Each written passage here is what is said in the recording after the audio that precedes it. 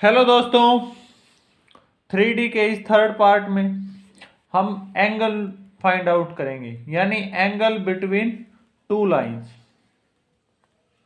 मान लेते हैं दो लाइंस हैं, R1 is equal to A1 plus में लैम्डा B1, और R2 जो लाइन है वो है A2 प्लस में म्यू B2।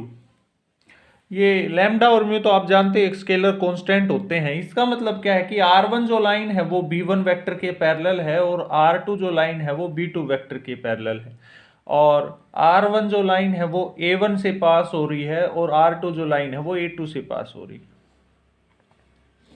अब इन दोनों के बीच का एंगल निकलेगा कोस थीटा।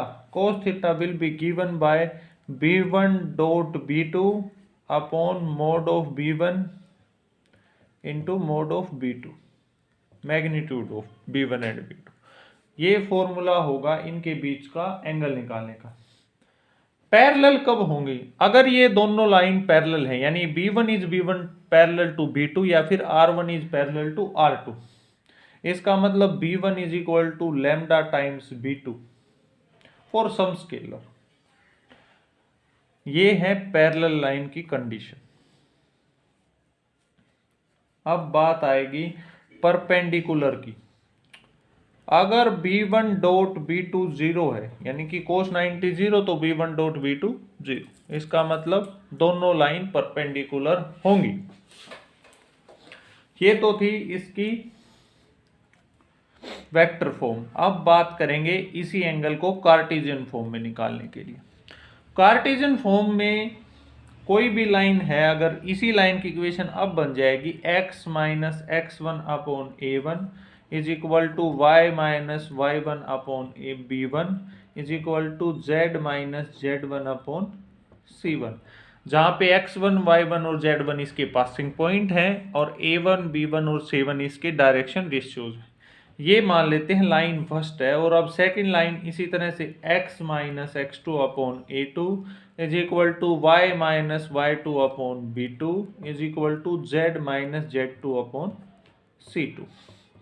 कार्टेशियन फॉर्म में कोस थीटा निकालने का फॉर्मूला होगा A1 A2 plus B1 B2 plus C1 C2 divide by under the root A1 square plus B1 square plus C1 square into root A2 square plus B2 square plus C2 square.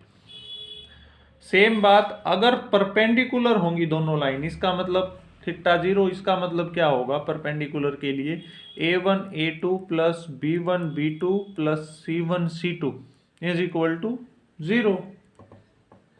ये है उनके लिए perpendicular होने का case. ये तो था इनके बीच में एंगल निकालने का फॉर्मूला। अब हम बात करेंगे किसी भी पॉइंट P से। मान लेते कोई पॉइंट P है, इस लाइन की डिस्टेंस अगर हमें निकालनी हो, मान लेते हैं लाइन है R जिसकी इक्वेशन है A प्लस में लैम्डा टाइम्स B, जहाँ A इसका पासिंग पॉइंट है और B जो है इसकी डायरेक्शन है, B वेक्टर। और मान लेते हैं इस पॉइंट का जो डायरेक्शन है वो है स्मॉल p वेक्टर। तब R, और मान लेते हैं इसका कोई पॉइंट है Q, इसकी इससे डिस्टेंस Q निकालनी है, तो PQ जो डिस्टेंस होगी वो हमेशा गिवन होगी P minus A cross B। ध्यान रखिएगा ये क्रॉस प्रोडक्ट होगी, फिर इसका मोड और divide by mod of B। This is the formula to find the distance between a point and a given line. Thank you.